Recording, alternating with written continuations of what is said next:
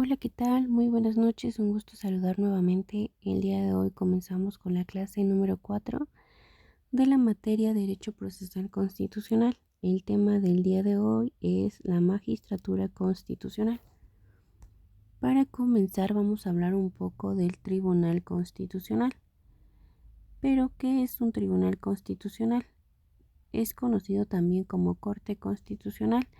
Es un órgano jurisdiccional que es responsable principalmente de hacer efectiva la primacía de la Constitución, de interpretarla y de ejercer el control de constitucionalidad de las leyes y otras normas de rango infralegal. Esto es, revisar la adecuación de la Constitución de las leyes y, en último término, de los poderes ejecutivos, de los proyectos de ley y los decretos legislativos. Ok, entonces un tribunal constitucional va a ser aquel responsable de hacer valer la primacía de la Constitución, es decir, de que se va a respetar a la misma y que, como siempre hablamos en la mayoría de las clases, que se va a hacer valer la pirámide de Kelsen. En México, a pesar de que el Tribunal Constitucional no cuenta con la naturaleza jurídica de un órgano autónomo, este se ha caracterizado por mantener la imparcialidad e independencia judicial para su gestión técnica. El Tribunal Constitucional se constituye el 12 de julio de 1980, teniendo lugar la apertura de su registro general el 15 de julio, al efecto de comenzar a ejercer las competencias de la Constitución y su ley orgánica que se le atribuyen, de acuerdo al acuerdo del 14 de julio. Ahora vamos a hablar un poquito de la historia del Tribunal Constitucional. Es por ello que vamos a ver una conferencia que se imparte por la Suprema Corte de Justicia de la Nación, donde nos hablan sobre qué es el Tribunal Constitucional y cuáles son sus antecedentes. ¿Ok?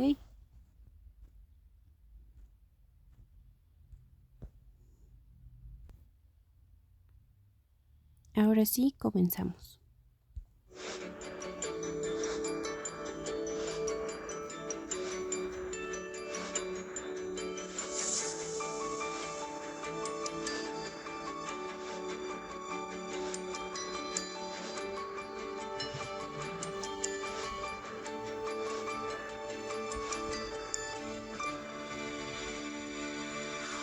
La reforma judicial de 2021 tiene entre sus objetivos principales consolidar a la Suprema Corte de Justicia de la Nación como el Tribunal Constitucional de México.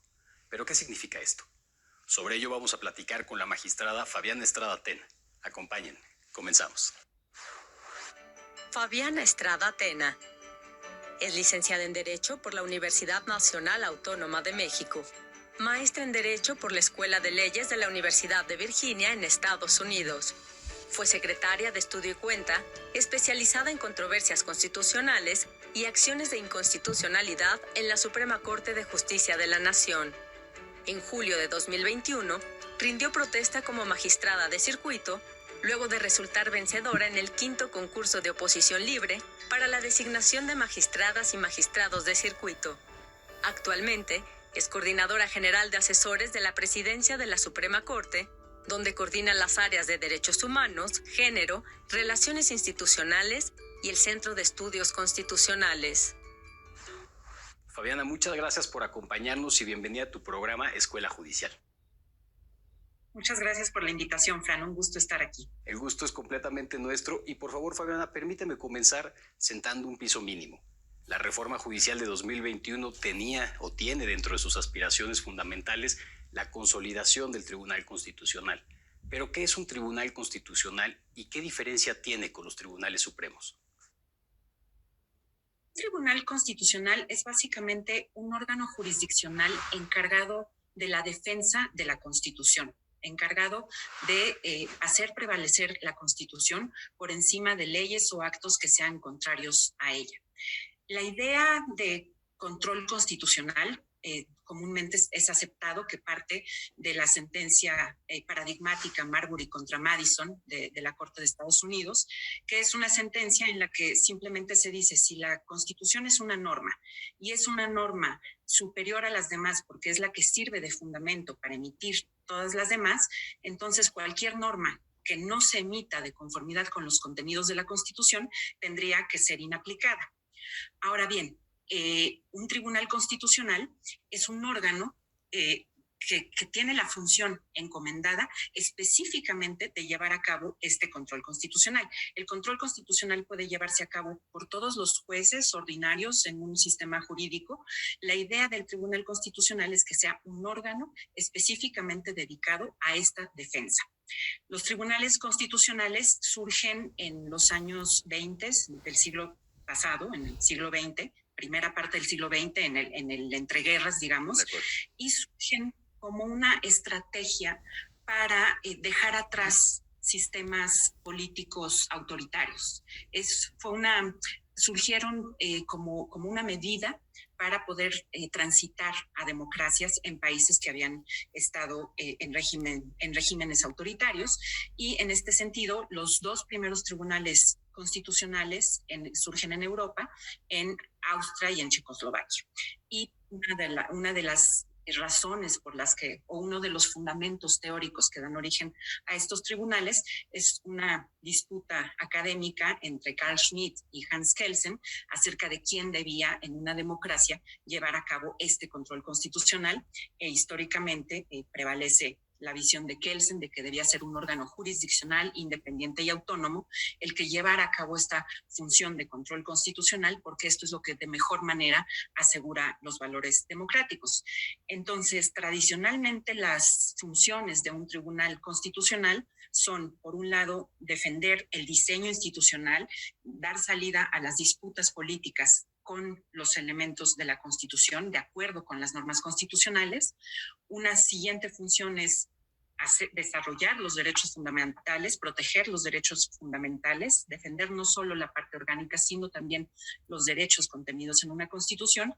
Y una tercera función de los tribunales constitucionales es simplemente ser el intérprete último de la Constitución y establecer qué es lo que dice la Constitución como modelo de vida para toda la comunidad. De acuerdo. En este sentido, me preguntabas también respecto de los tribunales supremos. La diferencia con los tribunales supremos es que los tribunales supremos son tribunales ordinarios que resuelven en segunda o tercera instancia los conflictos de legalidad, mientras que los tribunales constitucionales llevan a cabo un control concentrado de constitucionalidad. Permíteme dar un paso rapidísimo hacia atrás con un comentario que hacías precisamente sobre esta discusión teórica entre Hans Kelsen y Carl Schmitt, porque pareciera que esa discusión pues es la discusión de dos proyectos políticos también completamente distintos y que además justo en el momento en el que sucede, ¿no?, que es entre guerras, pues tiene una particularidad o particular relevancia en el ambiente público. ¿Qué proponía entonces Carl Schmitt?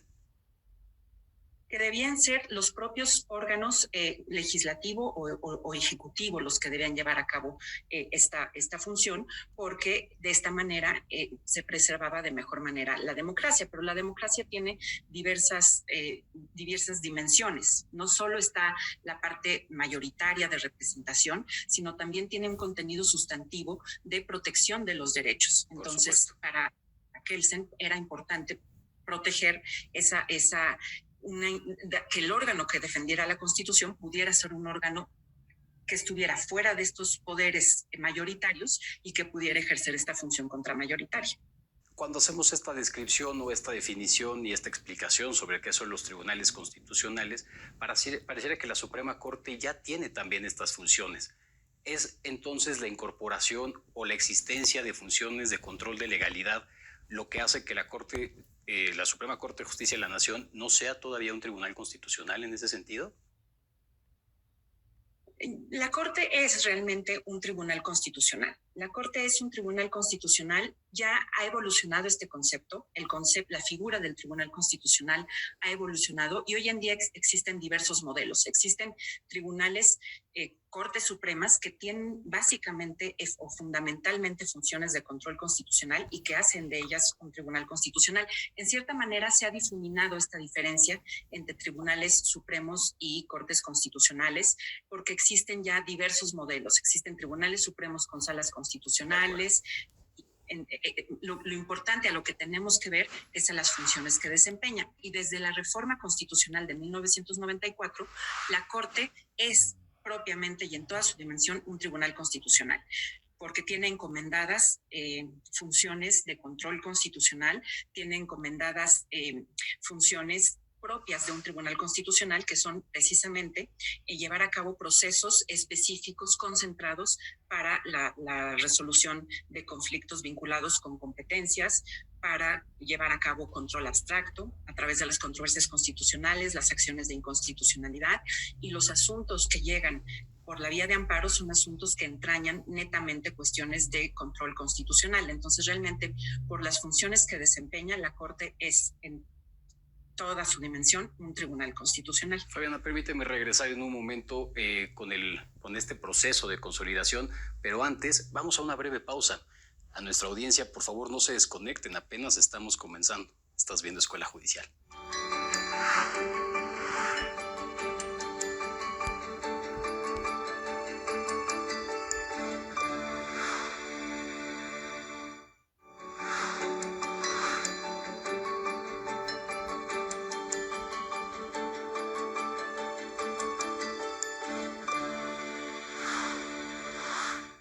Estamos hablando con la magistrada Fabiana Estrada Tena, comisionada como Coordinadora General de Asesores de la Presidencia de la Suprema Corte de Justicia de la Nación. Fabiana, hace un momento platicabas y nos mencionabas que a partir de 1994 la Suprema Corte de Justicia de la Nación es en forma un tribunal constitucional. A partir de esa reforma y 28 años después, con la reforma judicial de 2021, la más importante desde aquella primera mencionada, ¿cómo ha sido el tránsito, cuál ha sido el proceso de consolidación de la Suprema Corte como un tribunal constitucional? Y principalmente en esta nueva reforma, ¿cuál es su diferencia? Yo creo que desde que la Corte se convierte en Tribunal Constitucional en 1994, podemos identificar muy claramente tres periodos y que de hecho coinciden con tres distintas épocas del Semanario Judicial de la Federación. Una primera época que corresponde desde el 1994 a 2011 y que se identifica con la novena época del Semanario Judicial de la Federación, es la época de la consolidación de la Corte desde el punto de vista de su autonomía e independencia. Hay que recordar que parte esencial de lo que hizo de la Corte un tribunal constitucional fueron las garantías institucionales que aseguraron su independencia y autonomía. Un procedimiento de designación de los ministros aislado del procedimiento político, el haber de retiro, la irreductibilidad salarial, todo esto buscaba darle a las ministras y ministros una independencia para poder tomar sus decisiones, y en esa primera época la Corte afirma su independencia y autonomía. En esa misma época, en esos primeros 10 años después de la reforma de 1994, la Corte también desarrolla con mucha plenitud y con mucha fuerza una doctrina en materia de federalismo, de división de poderes, y asume la Corte ese rol de árbitro en las disputas de poder conforme a la Constitución, aplicando la Constitución, viendo la Constitución como norma jurídica, y esto le da un giro realmente a nuestra cultura constitucional, porque la Constitución se vuelve un parámetro, se vuelve algo que los entes políticos tienen que tomar en cuenta, y avanzamos hacia un constitucionalismo normativo. Pero quedaba pendiente la agenda de derechos. Ya habíamos comentado en el bloque anterior que otra de los aspectos, otra de las funciones de un tribunal constitucional, además de fungir como árbitro entre estas disputas de poder y proteger el diseño institucional, es también proteger los derechos fundamentales. Y en este aspecto, la Corte no tenía aún esa fuerza y ese empuje que tenía en el aspecto competencial de división de poderes y de protección del federalismo.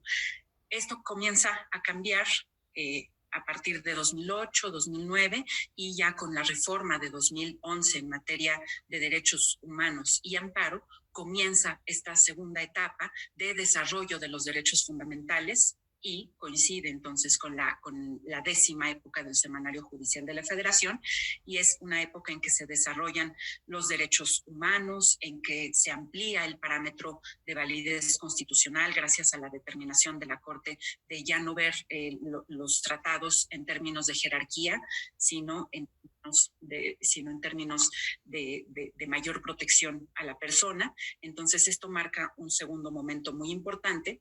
Y el tercer momento, en la evolución, en esta evolución y consolidación de la Corte como Tribunal Constitucional, es el que tiene que ver con la tercera función de un Tribunal Constitucional, que es ser el intérprete máximo, el que decide qué es la Constitución como modelo de vida política para toda la comunidad, como modelo de vida para la comunidad. Y en este sentido, la reforma de 2021 profundiza en cuestiones que tienen que ver con descargar a la Corte de todo aquello que no sea interpretación constitucional. Lo que busca la reforma es depurar el ingreso de asuntos a la Corte para que la Corte cuente con un mayor tiempo, pueda dedicar un mayor tiempo a la resolución de los asuntos. Y de esta manera, y esto se fortalece con el nuevo sistema de creación de jurisprudencia por precedentes que genera una obligatoriedad de los criterios de la Corte para todos los órganos jurisdiccionales del país, sin necesidad de reiteración, como ocurría antes, sino simplemente una vez que un asunto tiene una votación calificada de 8 votos en pleno y 4 votos en sala, este asunto es obligatorio y de esta manera los criterios de la Corte tienen una eficacia inmediata y se consolida esta función de la Corte como intérprete máximo de la Constitución. Y como garante máximo también de la dignidad humana y de la autonomía. Es entonces la consolidación de la Suprema Corte como un tribunal constitucional, también la consolidación de una garantía efectiva para los derechos. Fabiana, vamos a una breve pausa. Acompáñenme a ver la reseña de este libro que habla sobre la igualdad de género en materia penal. Esta obra la puedes consultar en la biblioteca de la Escuela Federal de Formación Judicial. Regresamos. Si quieres saber cómo se tipifican los delitos contra la libertad sexual, este libro es para ti. Género y Justicia Penal es la obra que refleja los avances de la teoría feminista en su diálogo con la justicia. En 13 capítulos aborda el régimen de la acción penal, así como los mecanismos alternativos, la valoración de la prueba y la revictimización. También aborda los temas de la explotación económica de la sexualidad, sus problemas y cómo combatirlos, el derecho de aborto, el delito de feminicidio y los mecanismos de simplificación alternativos al juicio y género en el proceso penal, así como la importancia de la igualdad en la valoración de la prueba y estándares probatorios en casos de violencia de género. Consulta esta obra. Está disponible en la Biblioteca Felipe Tena Ramírez de la Escuela Federal de Formación Judicial.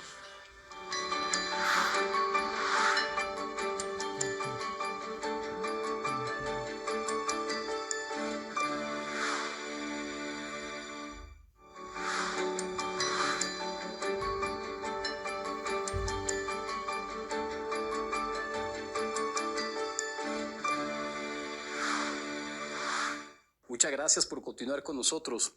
Fabián, hace un momento nos platicabas precisamente de este grado de evolución, estos pasos en la evolución de la Corte, de la Suprema Corte de Justicia de la Nación como un tribunal constitucional. Me gustaría detenerme en esta última parte de esta consolidación en 2021 con la reforma judicial. Después de la de 1994, 28 años después, pues es la más relevante para nuestro Poder Judicial de la Federación. En ese mismo contexto, ¿cuáles son las implicaciones que tienen, por ejemplo, con el amparo directo en revisión? Y particularmente porque esta reforma le da a la Corte la facultad de conocer de casos con una relevancia extraordinaria o excepcional en materia constitucional y de derechos humanos. ¿A qué se refiere eso? Parte esencial de la labor de un tribunal constitucional es poder fijar una agenda interpretativa, establecer líneas jurisprudenciales y desarrollar una doctrina judicial en materia de derechos humanos o en materia también de división de poderes o federalismo. Para que esto pueda ser posible y que esta doctrina pueda ser sólida, pueda ser coherente, es fundamental que la Corte pueda dedicar todos sus esfuerzos a la resolución de los asuntos que van en la línea de esta agenda jurisprudencial, los asuntos más importantes, los asuntos que realmente son relevantes para una sociedad en un momento determinado. El amparo directo en revisión se había convertido en la mayor carga de trabajo para la Suprema Corte. La tramitación de los amparos directos en revisión representaba un porcentaje enorme del trabajo de la Corte y absorbía una cantidad de recursos institucionales, de tiempo y de trabajo de personas totalmente desproporcionado. La mayoría de estos asuntos, yo diría que me parece que es un 90% de los asuntos eran desechados, pero había que admitirlos, después desahogar todo el tema del recurso de reclamación. Entonces, no era acorde con esta función primordial de establecer la interpretación de la Constitución el dedicar tantos esfuerzos a la resolución del amparo directo en revisión. Para evitar esto, la reforma de 2021 establece que la revisión en amparo directo procede cuando, a juicio de la Suprema Corte, el asunto revista un interés excepcional en materia de constitucionalidad o de derechos humanos. Anteriormente, el criterio de procedencia era que el asunto fuera importante y trascendente conforme a acuerdos generales.